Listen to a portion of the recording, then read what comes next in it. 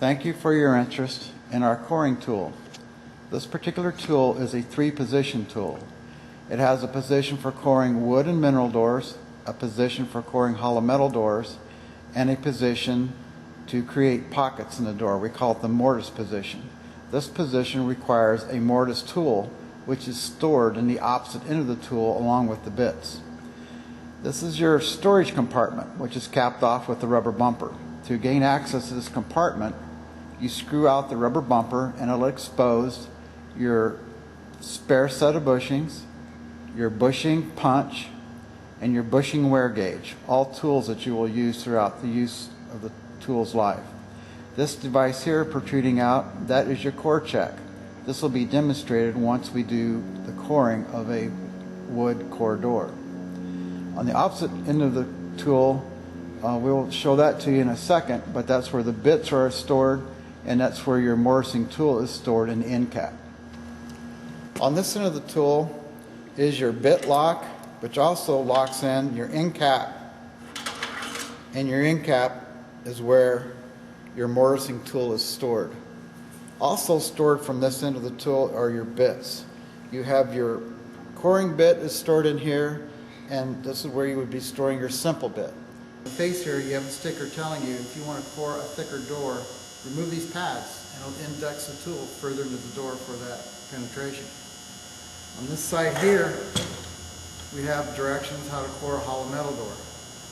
On the opposing side here, we have directions how to core a wood mineral door.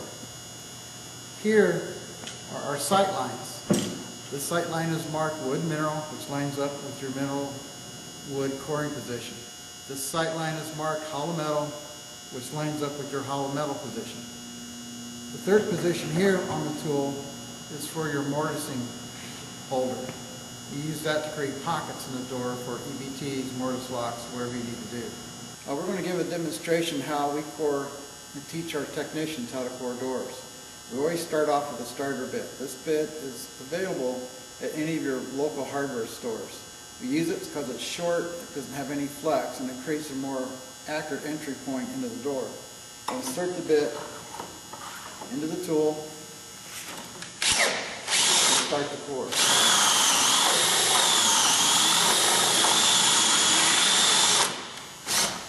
Another reason we prefer this bit to start the core is the entryway into the door is actually a bushing, and it creates a very accurate alignment with all your bushings, and you can use this point as a bushing as you core.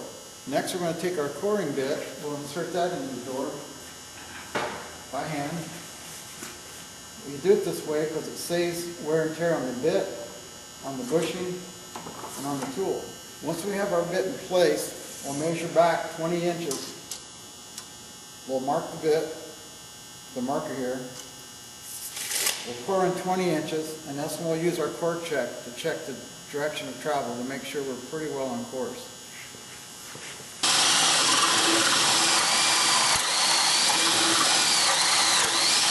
Notice we go on just a little bit at a time, take our time, make sure we keep all the debris out of the hole, and try and core in there as straight as possible.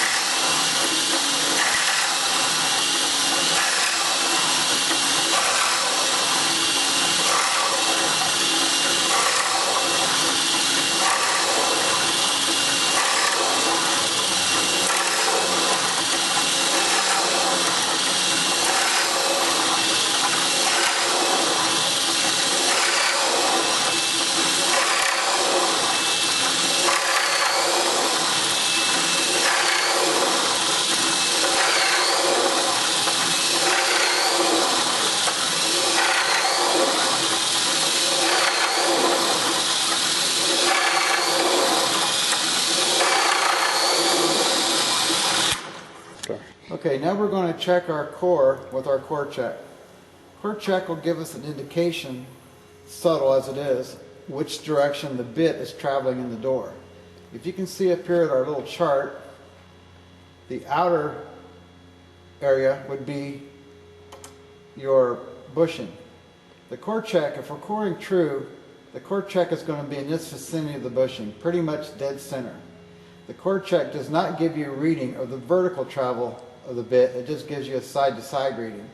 If the core check is in this area of the bushing, we're in trouble. We're heading for one to the face of the door, or if it's on this side, we're headed for the opposite face of the door. So we'll insert the core check in that core. Hopefully I've got it cleaned out good enough for the probe to go in, and we slide it in. As far as we go, as you can see, it's resting pretty much in the middle of that bushing. So it appears we're safe. So we can go ahead and keep on coring this particular door. It doesn't tell us we're going to come out dead center, but it is telling us we don't have to be that cautious. And now if this was up against this side of the bushing like this, or on this side of the bushing, we'd want to proceed with a tremendous amount of caution, maybe even enlist some help to watch for bulging in the side of the door, because if the bit gets real close to the side of the door, you can actually pick it up with a strong magnet. So let's remove that core check. We feel pretty confident here we can go forward and complete this coring. Because you have to be on guard. There's some doors that have an offset density, and they will shove your bit right out through the face of the door, no matter how good your technique is, or how good your bit is, or how good your tool is. So let's finish this core.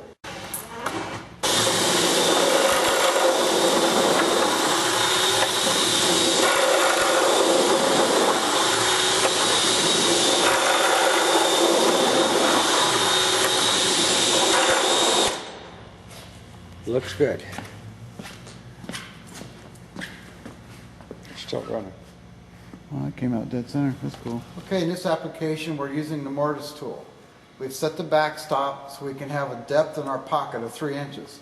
In this application, you would say we'd be creating a pocket for a mortise lock.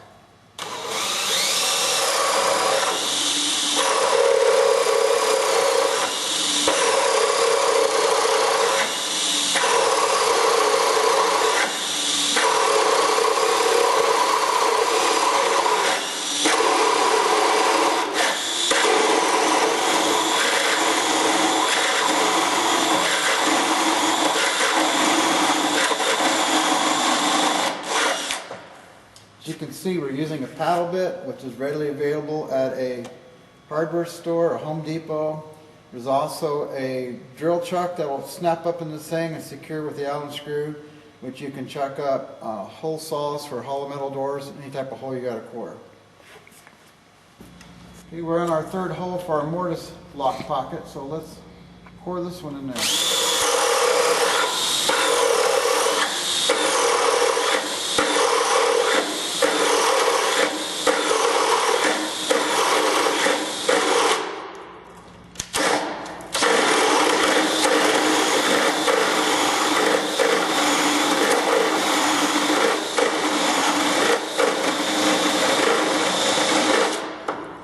So that's, we just continue your series of holes, get your pocket width, take your wood chisel, clean it all out, and you got a pocket for a mortise lock.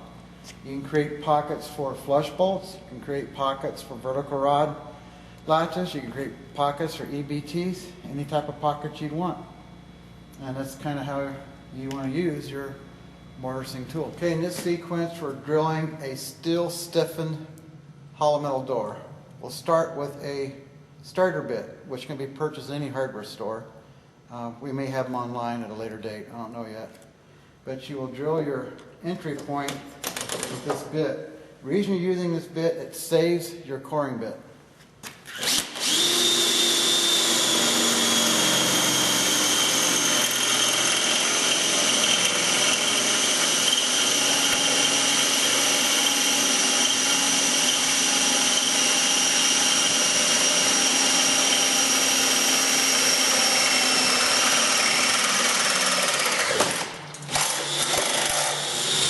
Okay, this is your simple bit. In this application, it's basically a giant center punch.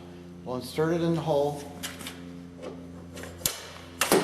We encounter the first rib. We'll take a hammer and center punch that first rib.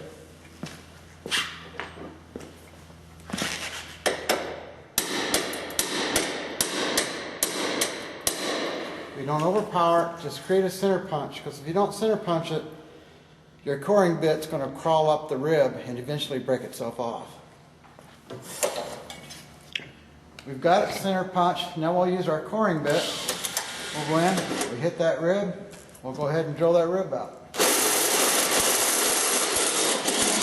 Okay, we've done it successfully. We'll pull out the coring bit, insert the simple bit,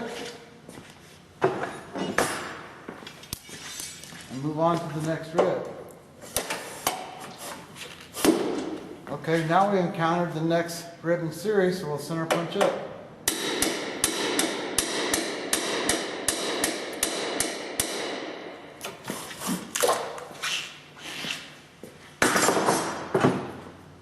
We'll insert our coring tool.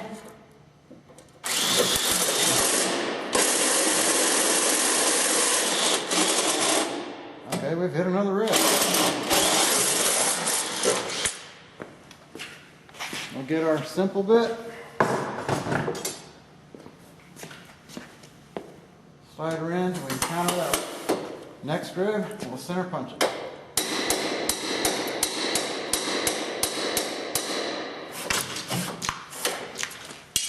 Get our coring bit.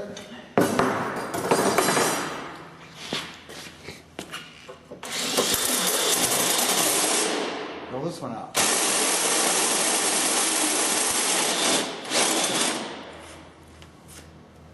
We've encountered another stiffener.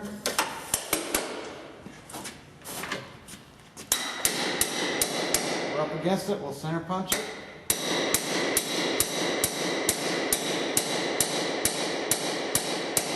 Being careful not to overpower it because we don't want to damage the skin of the door. We'll pull out our simple bit and we'll drill that final rib.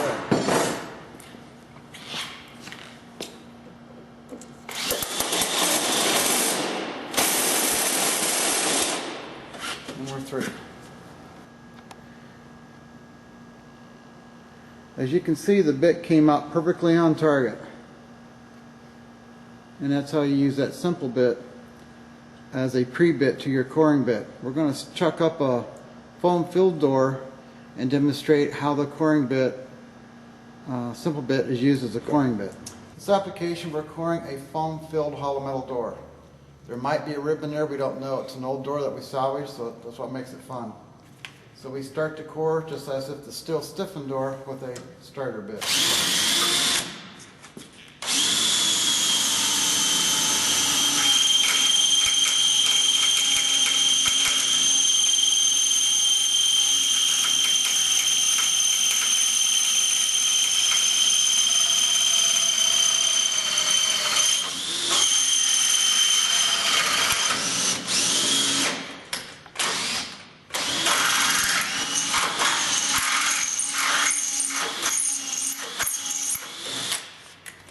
Now we'll use a simple bit instead of for a punch.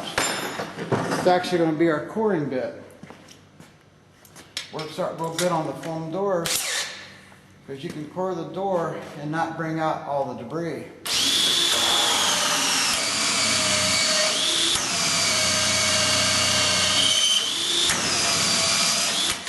I'm going to shut it off. Now we're going to use our simple bit as a coring bit. It's good for the foam-filled doors because it does not bring out all the debris that a bit does, and it travels on a bit straighter course.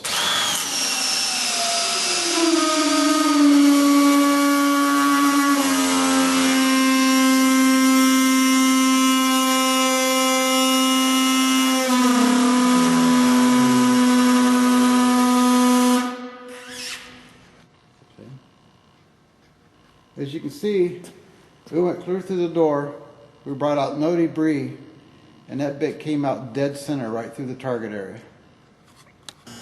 In this application, we just clamped the tool to the door, and this, you could create a pocket for your internal top latch. You can core the door for an internal rod, but to set it up in this application, you remove the tool clamp and just use a C-clamp and clamp your tool in the door that way. You can also do it this way if you're doing a down, over, and up coring, like on a full glass door. So there again, this is just another application for it, but let me go over one thing real quick. The coring tool comes, the tool, and it comes with a coring bit. The mortise tool and the simple bit are optional parts that can be purchased separately. And also it has a case, a hard plastic case for traveling. If you want to buy a case, they're also available too. So thanks again for viewing this training video.